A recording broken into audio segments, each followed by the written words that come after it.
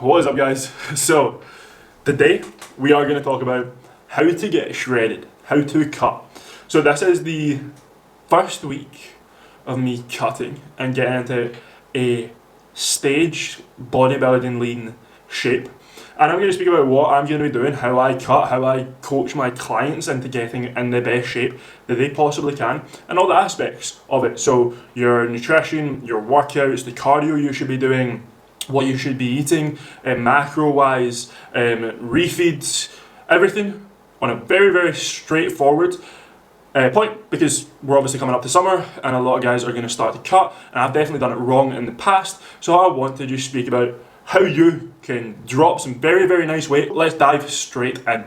So first up, the nutritional calorie deficit and macros. But let's speak about the calorie deficit first. Now, you will need to figure out your maintenance calories.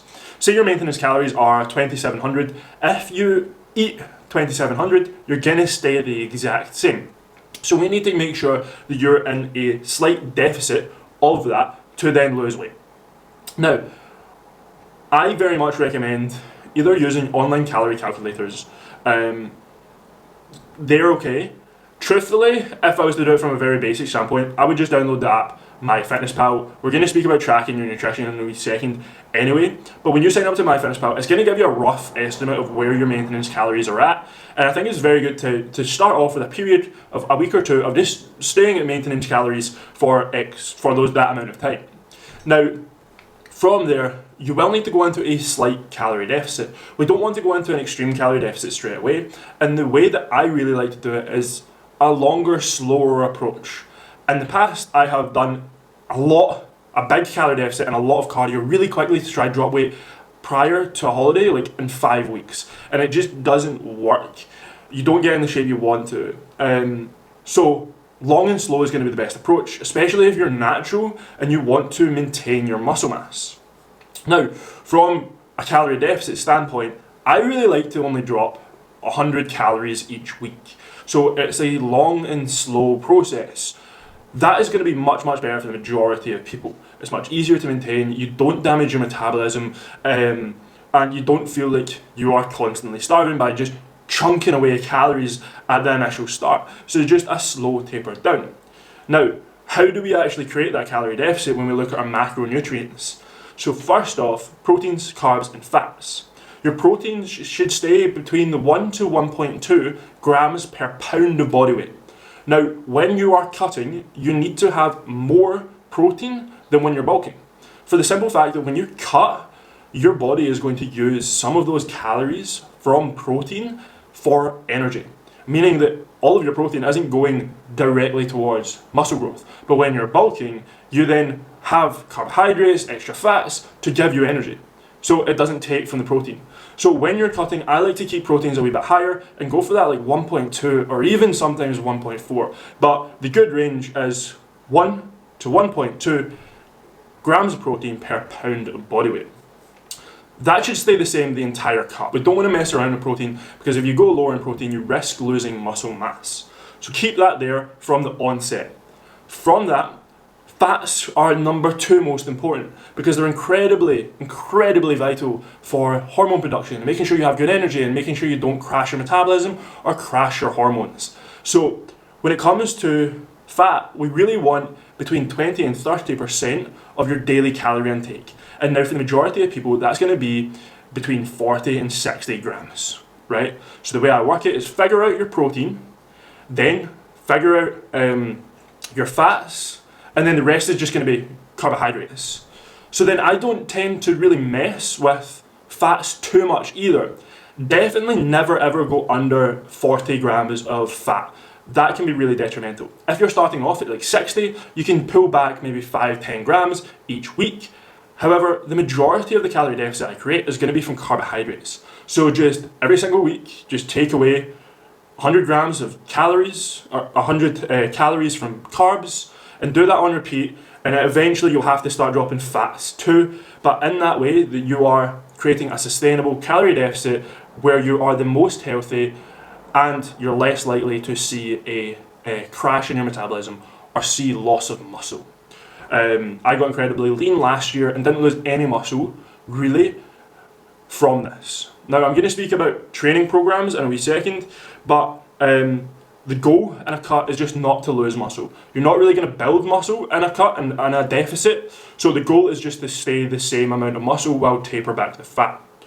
So we've got a nutritional calorie deficit, which is creating some of your fat loss, which is going to be the majority of your fat loss. Let's then speak about cardio. So number 2, cardio. When it comes to cardio, I very much prefer low intensity, steady state cardio instead of HIIT cardio, which is high intensity interval training. I simply don't like HIIT as much, and I find it much harder to control in a calorie burning sense. When you are estimating how many calories you're burning from a HIIT session, it can be quite hard to control that through a cut. I.e. meaning, you obviously want to start off with a small amount of cardio and then it probably gets bigger as you get further into your cut. Same with the calories. However, because it's kind of rough to guess how many calories you're burning in a HIIT session, I find it difficult to be able to then truly know how many or how much calories you're burning from progressing that. So what you could do is, say you're doing a HIIT workout for like 3 circuits. You could add in like a 4th every other week or something like that, and then you know you're burning more calories. But when you get tired and when you're low in calories and your energy is maybe a wee bit lower, I just prefer doing steady state cardio. So my number 1 is going to be steps. It's going to be making sure that I'm starting off walking 8 to 10,000 steps. I'll progress it up to 10 to 12, and then sometimes even going up to 12 to 15,000 steps. However, that is controlled. Like, we don't make massive changes, we taper it all.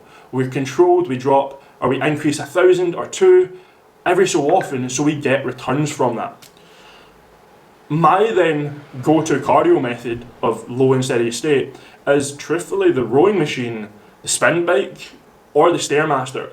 These 3 have the most calorie burn from the kind of lower steady state stuff.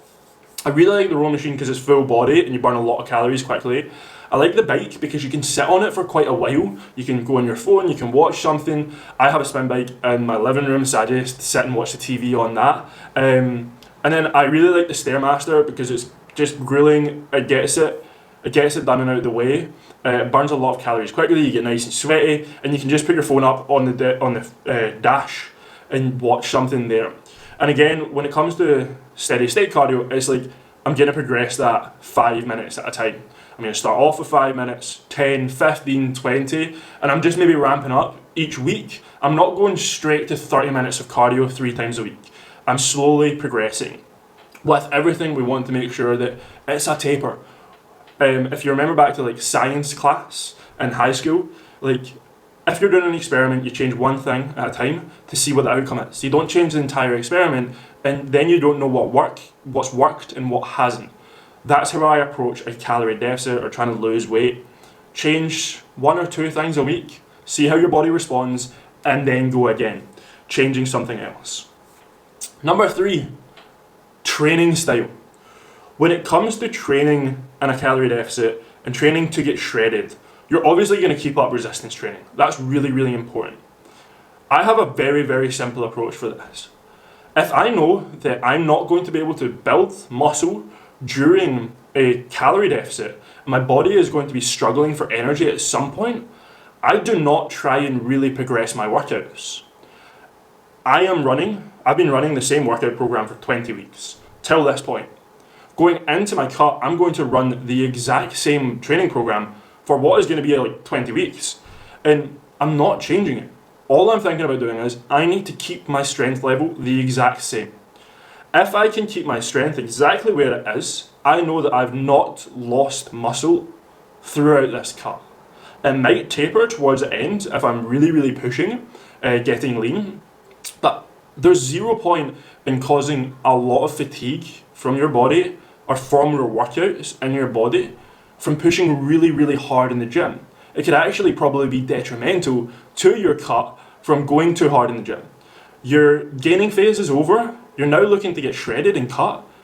Don't try and expect massive lifts from yourself when your body just doesn't have as much energy. Don't expect massive muscle gain because it just won't happen. So in a cut, I'm happy with just staying the exact same. Number 4, Refeeds. Refeeds are something that I've never really done until last year, until I got really, really lean for the first time. I've done cuts before that, but last year was the first time I got really shredded to the bone. And I'm doing that again this year.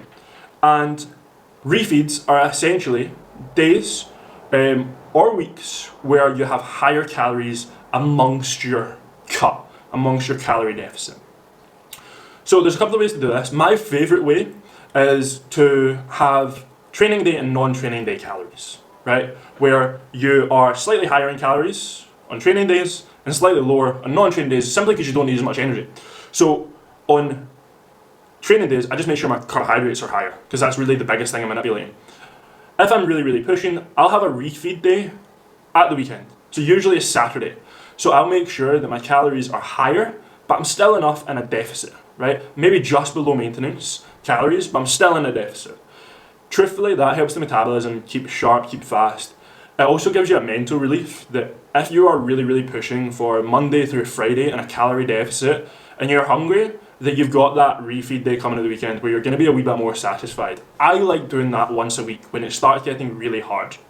That isn't a cheat day or a binge meal. It's literally you're just eating more of the same food you already are eating. Then there's the diet break method, where for a week you have higher calories. So I'll maybe run this every 6 to 8 weeks. I do it for myself, I do it with my clients, where you essentially go back up to maintenance or just under maintenance and you sit there for the entire week. There is a lot of physical benefits to that. It does help you lose weight faster. When you give yourself that wee high day, it helps your metabolism not plummet. But again, it's just the mental edge of like being able to relax a wee bit, not being constantly hungry before then going down again. I'm feeling chunky.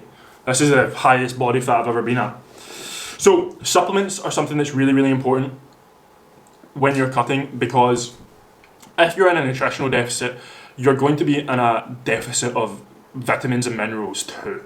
So you need to make sure that you're having multivitamins. I think really, really important. Omega-3s, really important. Vitamin D, really important. Creatine, BCAAs, to help with your energy, to help with your recovery from the workouts. Those are the cheapest supplements in the market, but they are the most beneficial.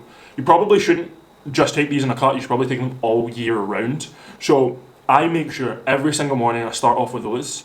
I also have a hydration pack in the morning, so just electrolytes, because when you're cutting, you'll be more prone to cramps.